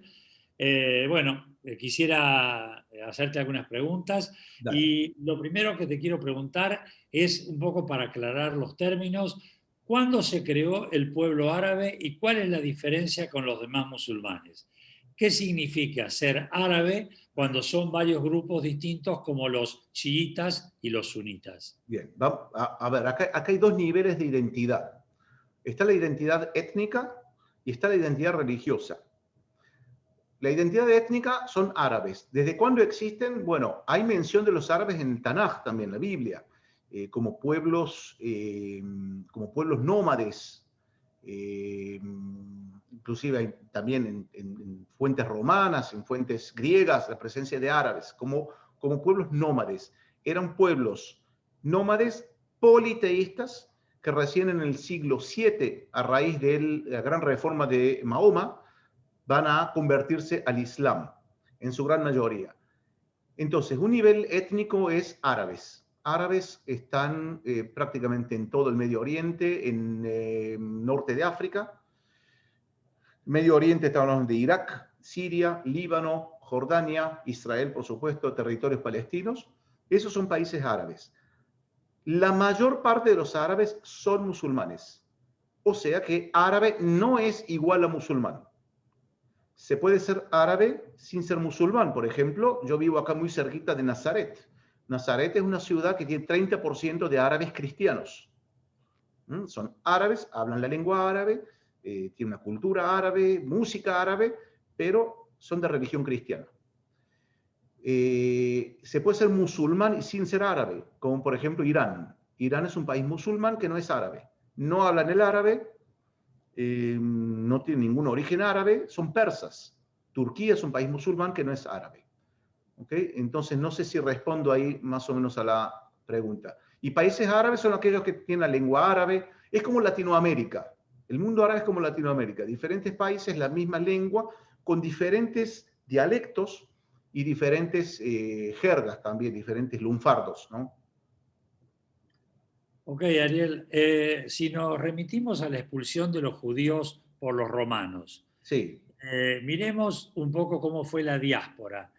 ¿Quedaron en esas tierras viviendo judíos durante estos 2000 años? En Jerusalén fueron expulsados en diferentes ocasiones, tanto en el año 70 como en el año 135. No había presencia judía en Jerusalén. En la Galilea sí va a haber presencia judía. En algunos casos va a ser mínima. Por ejemplo, en la época de los cruzados hacen masacres acá de judíos y de musulmanes, ¿no? Pero siempre a lo largo de la historia hubo una presencia mínima, por lo menos, que sí fue creciendo. Por ejemplo, la expulsión de los judíos de España en el siglo XV, en 1492, trajo una ola, ¿no? Los llamados cabalistas, por ejemplo, que llegan a Tzfat o Safed, y en la Galilea y en Jerusalén. Inclusive en el año 48, Jerusalén, la mitad de Jerusalén era población judía y la mitad árabe. Es decir, que proporcionalmente era bastante. Y en algunos casos, en algunos años va a ser mayoría judía en Jerusalén también. Ariel, ¿cuándo comenzó en los judíos la idea de la necesidad de una emancipación y la necesidad de tener un Estado judío? ¿Qué alternativas evaluaron y por qué se eligió Israel? ¿Y qué países apoyaban esa idea? Bien. A lo largo de los 2000 años de diáspora, de exilio, siempre hubo ese nexo con la tierra de Israel. Es decir, aquel argumento que dice de repente llegaron unos europeos y vinieron a colonizar una tierra que no les pertenece, es absurda, porque la cantidad de textos, poemas, puedo mencionar al gran Yehuda Leví de España, que escribió un poema maravilloso, ¿cómo puedo yo estar en Occidente si mi corazón está en Oriente? Entonces, y llega a raíz, digamos, ya de una solución política, se estaba hablando ya a mediados del siglo XIX, se acentúa con los pogroms en Rusia, los cosacos, Kishinev y otros tantos, se empieza a acentuar la necesidad, pero nace, digamos, la necesidad política concreta, la crea Teodoro Herzl o Benjamin Herzl, que en el año 1897 va a crear el movimiento sionista en Basilea, en Suiza, con la necesidad de crear realmente una solución política concreta al Estado judío en Palestina. Eso fue a raíz de un juicio que él tuvo que presenciar como periodista, el juicio a Dreyfus, ¿no? Que era un claro acto de antisemitismo, como otros tantos, y eso, y siendo Herzl un judío asimilado, igual lo enervó tanto que decidió liderar todo un cambio muy grande. Opciones a lo largo de la historia. A ver, Herzl comenzó con la idea, y lo apoyaron muchos grupos judíos a lo largo del mundo, con la idea de crear el Estado judío en Palestina. Ahora, a lo largo de los años, viendo la dificultad de crear esa visión o de realizar esa visión, y a raíz de los pogroms que estaban ocurriendo con Kishinev y otros ataques, se propone la solución de Uganda, por ejemplo. La solución de Uganda era crear el Estado judío en Uganda, en el África. Lo que pocos saben es que el movimiento sionista aprobó la resolución de Uganda. Fue aprobada por una escasa mayoría. Es decir, que hoy en día estaríamos en Uganda, si no fuese que los británicos no respetaron, como siempre, no respetaron lo que prometieron. Entonces, al final, el que había prometido Uganda murió y el que siguió no le dio más bolilla, entonces no prosperó. Y se siguió entonces fortaleciendo la opción de Palestina. Se habló también del Sinaí y otros lugares donde crear un hogar nacional de refugio para el pueblo judío, pero al final, y por suerte, salió bien que al final se decidió apostar todas las energías y las fuerzas en Palestina. Bueno, llegamos a la primera Aliyá. Sí. Contanos un poquito en la primera Aliyá cómo se organizaron los inmigrantes, cómo se asentaron, cómo adquirieron legalmente las tierras. Bueno, había filántropos, el más conocido, el barón de Rothschild, ¿no? Un banquero judío francés que adquiría tierras.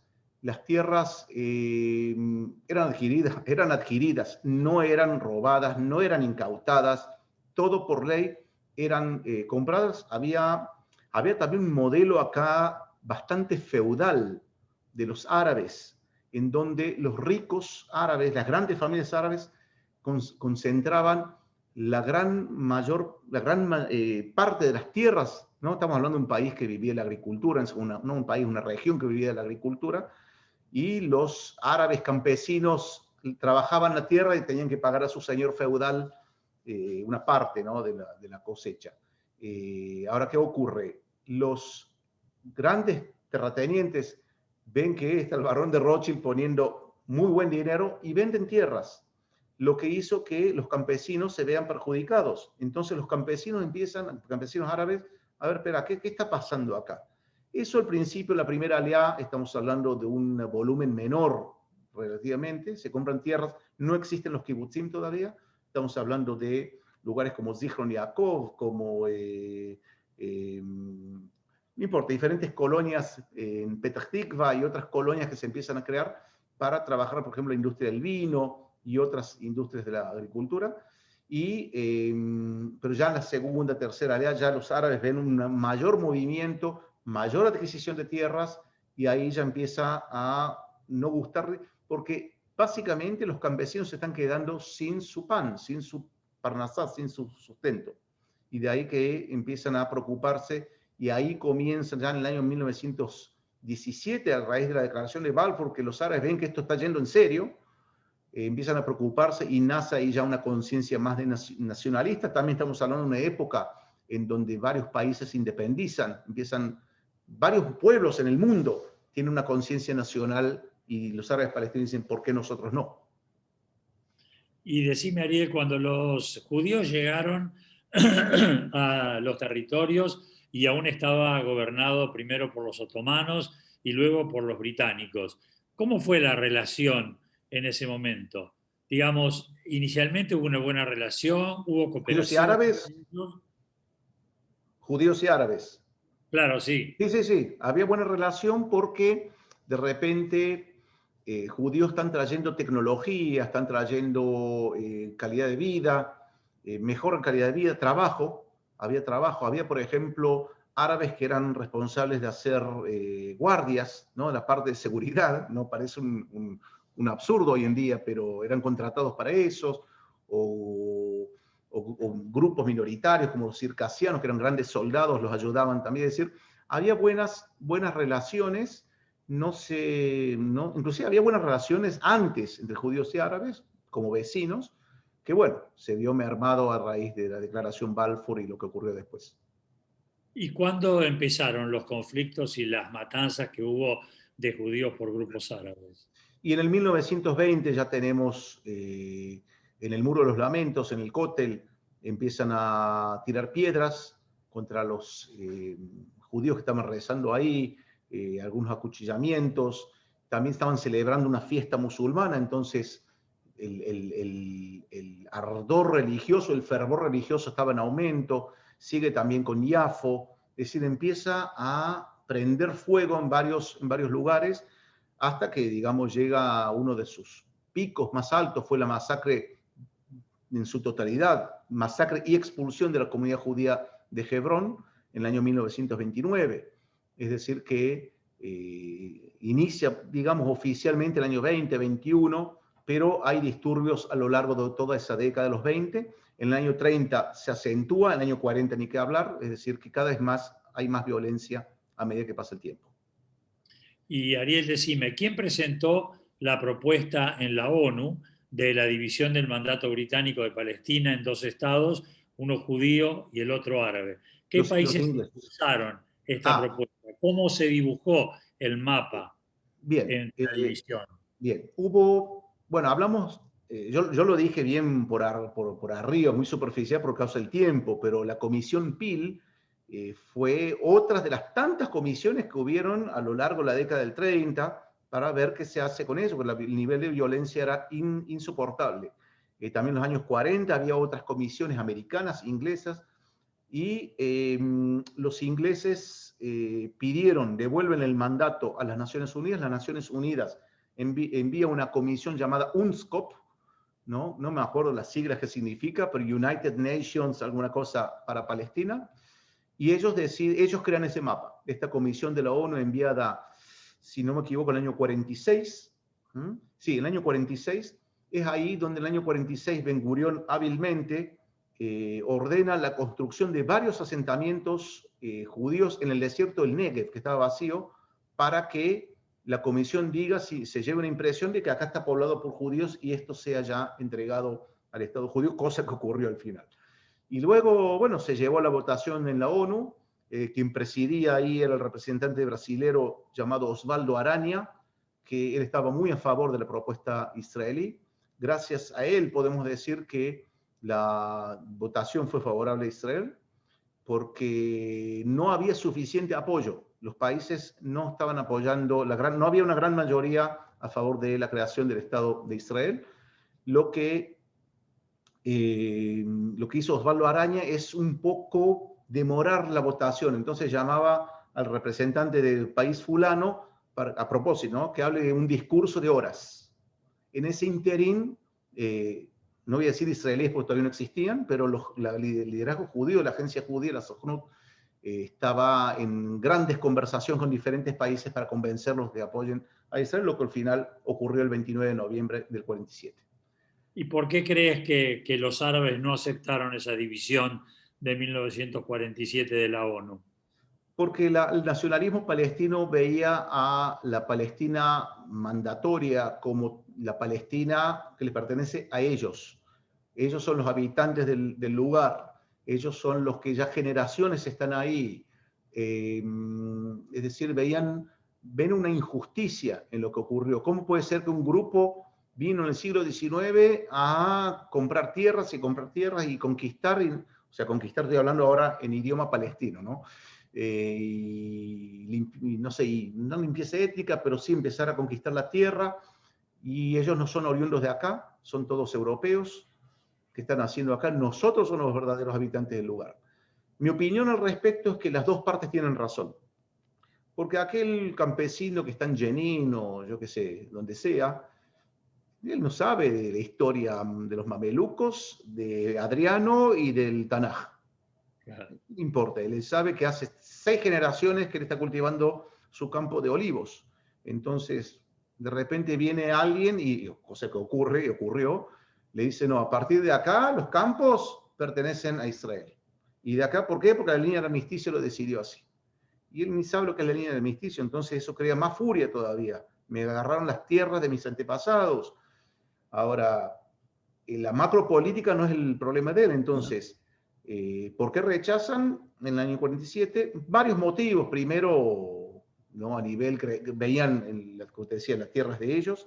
Segundo, es inaceptable que en una región musulmana, si vamos hablando de una mayoría musulmana, haya un punto no musulmán independiente aquí, ¿no? Inaceptable.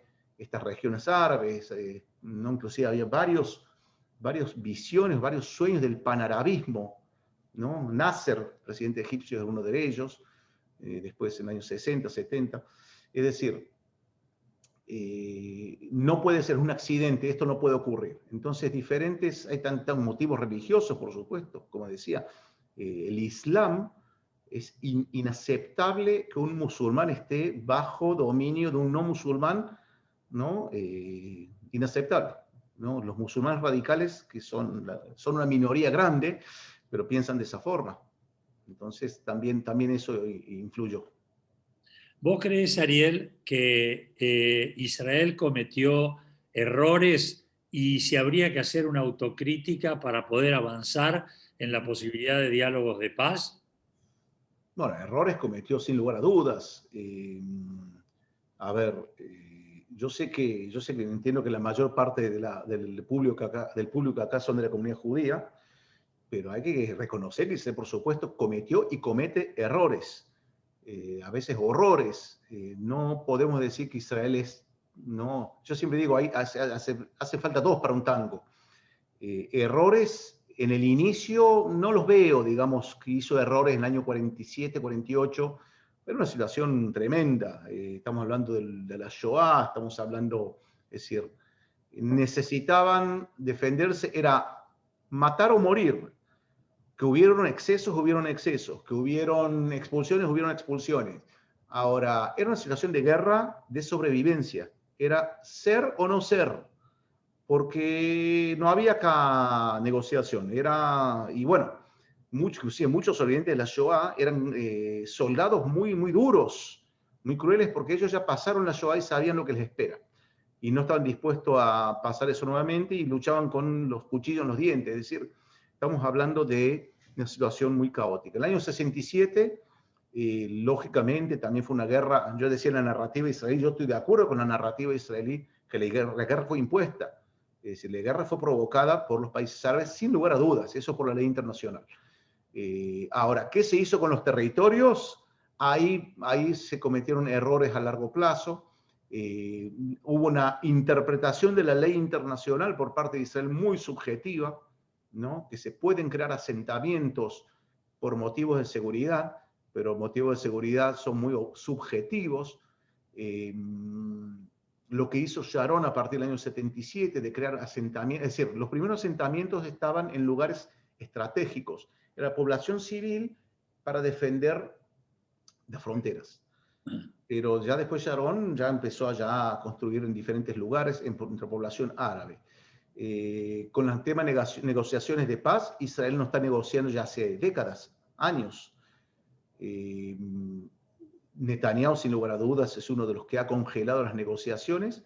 Yo puedo entender también la ideología de derecha como la ideología de izquierda. La ideología de derecha dice no negociar, ni siquiera hablo de lo bíblico, no estoy hablando de lo bíblico, porque está la extrema derecha que dice esta es la tierra de nuestros antepasados, punto y final. Yo hablo de una cuestión más de seguridad, más estratégica. La derecha, entiendo la derecha que dice tenemos que estar dentro por la cuestión de seguridad, porque la frontera con la Cisjordania es una frontera complicadísima.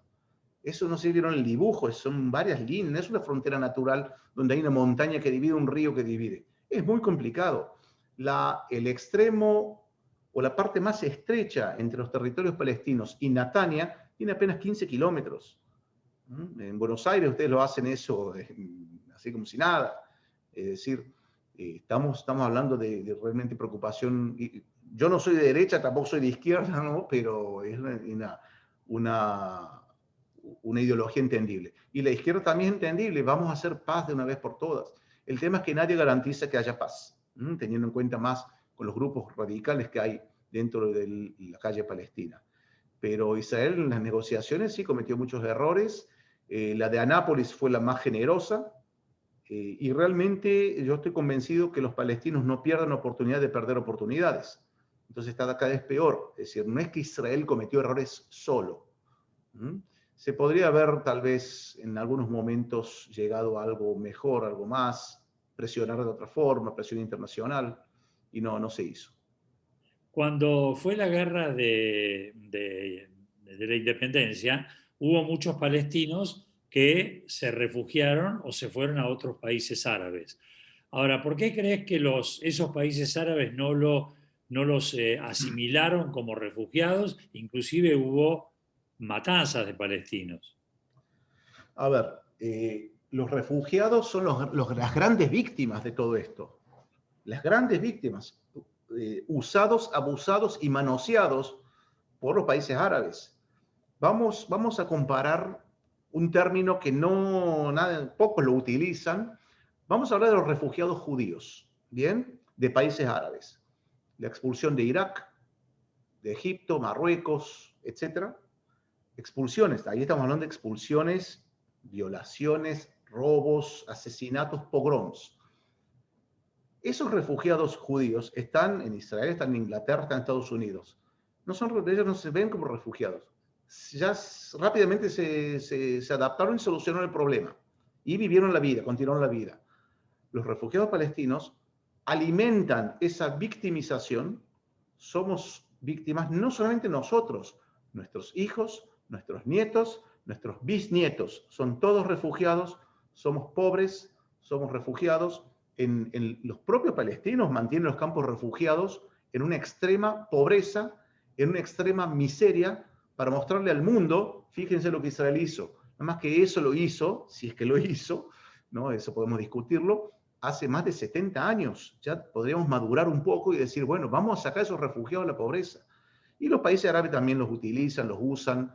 Masacres de palestinos ocurrió principalmente en Jordania en el año 70, el famoso Septiembre Negro, donde el rey Hussein, el de la sonrisita simpática, no dudó en masacrar a 20.000 palestinos que se estaban levantando contra su reino y haciendo bastantes disturbios. Expulsó la OLP de Jordania, la mandó al Líbano. Después Israel la expulsó del Líbano, la mandó a Túnez. Es decir que... pero sí, los mantienen, los refugiados son utilizados y manoseados lamentablemente por todos los países árabes. Bueno, hablemos un poquito ahora sobre la actualidad. Dejemos un poco la historia atrás y decinos tu visión, digamos, si los árabes israelíes están integrados a la sociedad israelí, si tienen los mismos derechos, si reciben la misma educación, por ejemplo, sobre la historia de la región. Bueno, a ver, los árabes ciudadanos del Estado de Israel básicamente tienen los mismos derechos y las mismas obligaciones. A nivel de derechos, depende cómo lo veamos. La única diferencia con un ciudadano judío es que no hacen el ejército en forma obligatoria. El resto, a nivel ley, a nivel papel, tienen derechos y obligaciones como cualquier otro ciudadano. A nivel realidad es otra cosa, en algunos casos diferentes, tanto a favor como en contra, ¿no? Los árabes reciben menos presupuestos, por otro lado, los árabes, si uno entra, a ver, digo una generalización, ¿no? Si uno entra a una aldea árabe o una ciudad árabe, es muy raro que te dé una factura, un recibo, una boleta de compra, ¿no? Es un mercado negro, ¿no? El tema de impositivo, la ausencia de orden, de policía. Reclaman que no hay policía cuando meten a la policía y dicen, ¿por qué hay policía? Nos están reprimiendo. Es decir, es complicado, complicado. Pero básicamente sí tienen derechos y obligaciones. Hasta el mes pasado yo decía, y muchos decían, que los árabes se están pasando un proceso de israelización, en donde ellos se veían como israelíes. Inclusive cuando viajan a la Meca o viajan a otros lugares, se presentan como árabes israelíes, no como palestinos, por ejemplo, que era en el pasado. Hasta el mes pasado pensaba eso, el mes pasado creo que nos dimos un golpe de realidad. No tanto, yo creo que era una minoría violenta, realmente una minoría, con los disturbios internos aquí, fueron tremendos, ¿no? Yo creo que fueron pogroms mismo. No tanto por los violentos, sino por los silenciosos, que no condenaron. No he visto muy poca condena de liderazgo árabe a estos actos de violencia. Y ese silencio es un silencio cómplice. Ariel, podríamos quedarnos horas y horas Sí. y horas charlando sobre estos temas, pero quiero hacerte la última pregunta y te dejo ir a dormir, que ya es tarde. ¿Crees que existe alguna posibilidad de reactivar las conversaciones de paz? ¿Y qué tendría que pasar para lograr eso? Es complicado, es complicado. Estamos hablando de dos pueblos que luchan, hablamos de narrativas al principio, que tienen dos narrativas extremadamente diferentes sobre el mismo hecho, que dividen la tierra. Es decir, a ver, para ellos Palestina no es Cisjordania, Palestina es toda la Palestina mandatoria. Y estoy hablando también de árabes israelíes, ¿no? Si bien los árabes son más pragmáticos y por supuesto reconocen la gran mayoría la existencia del Estado de Israel, tal vez no con mucho gusto, con mucho placer, pero existe y está todo bien. Pero en los territorios palestinos se enseña que Palestina es el actual Israel más la Cisjordania y que los judíos expulsaron a los árabes de ahí. Se sigue enseñando eso. Eso es una incitación, lógicamente. Si a mí me enseñan eso, que vino otro pueblo y me echó, a mí o a mi abuelo, a mi bisabuelo, los voy a odiar. ¿Cómo no los voy a odiar si mira lo que me hicieron? Y vivo en la pobreza. No, nadie habla de la corrupción palestina, los millones que recibieron y que no hicieron nada con eso, de los grupos terroristas que los dejan en una pobreza extrema, en fin. Nadie habla de eso. Entonces, la solución ideal sería un cambio de paradigma en el lado palestino, principalmente en el lado palestino. En el lado israelí, los paradigmas se rompieron ya en los fin de los años 90. Jerusalén era indivisible. Le preguntamos a un israelí, Jerusalén indivisible. Hoy en día pueden dar Jerusalén, incluso se quebró el paradigma. Lo quebró Barak, lo quebró Olmert, Sharon ya después, ¿no? Con la desconexión. Es decir, se fueron quebrando varios paradigmas. Y la propuesta de Trump rompió el paradigma de la derecha religiosa. Que la derecha religiosa, me refiero a no religiosa de negro, ¿no? Los ultraortodoxos de negro, sino los colonos principalmente, de que decían no a un Estado palestino, y la propuesta de Trump hablaba de un Estado palestino en Samaria, y ellos básicamente la aceptaron también. Es decir, ahora falta quebrar, y eso va a llevar tal vez varias generaciones, varios años, quebrar el paradigma palestino. ¿no? Basta que nazca un líder palestino que diga hasta acá, hasta acá. Yo creo que los líderes palestinos viven siendo héroes, principalmente Arafat era el gran héroe de la revolución palestina, y viven de la revolución y no de ser un Estado. No sé si el Estado es el objetivo, el sueño de ellos, como la revolución en sí, ¿no? O el ser, ¿no?, los líderes de los reprimidos, oprimidos. Entonces, el día que nazca, surja un líder palestino que quiera realmente crear un Ben Gurión, así que quiera realmente crear un Estado, yo creo que vamos a vivir en paz y en armonía durante varias generaciones. Hasta que eso no ocurra, lamentablemente el status quo reinará. Ojalá que tus palabras se hagan realidad porque son los deseos de todos nosotros Por también. supuesto. Ariel, solo me queda, en nombre de Amigos por Israel, de agradecerte esta esclarecedora charla y bueno, saber que siempre vamos a contar con vos para tener nuevamente algún encuentro. Quiero aprovechar para invitar a todos los Amigos por Israel para este próximo sábado a las 19 horas, no a escuchar una charla, sino a divertirnos a lo grande. Vamos a tener humor judío contemporáneo, de la mano de Gerardo Freideles, que tiene un excelente monólogo, un stand-up para reírnos y compartir una noche de sábado, ya que tenemos que quedarnos adentro por el coronavirus, por el frío y para cuidarnos entre nosotros. Va a estar conducido por nuestra madrina, la señora Marta Wolf, periodista, escritora y directora de documentales. Así que los esperamos el día sábado, 19 horas, a compartir este grato momento de esparcimiento. Ariel, nuevamente, muchísimas gracias, un fuerte abrazo y que tengamos shalom lo antes posible. Así es, amén. Gracias, Simón, y gracias a todos por acompañarme en esta conversación juntos. Y bueno, compartan este conocimiento con otros que no saben por ahí los detalles. Quiero decirles a todos de que esta charla, así como todas, ustedes las pueden encontrar para volver a escucharlas en nuestra página web www.amigosporisrael.com.ar. En la sección videos van a encontrar a partir de mañana la charla de Ariel, como todas otras. Shabbat Shalom para todos, buen fin de semana y los espero el sábado, 19 horas. Bueno, Muchas gracias, Ariel. Gracias, Simón. Hasta luego. Gracias. Chao, chao. Chao a todos.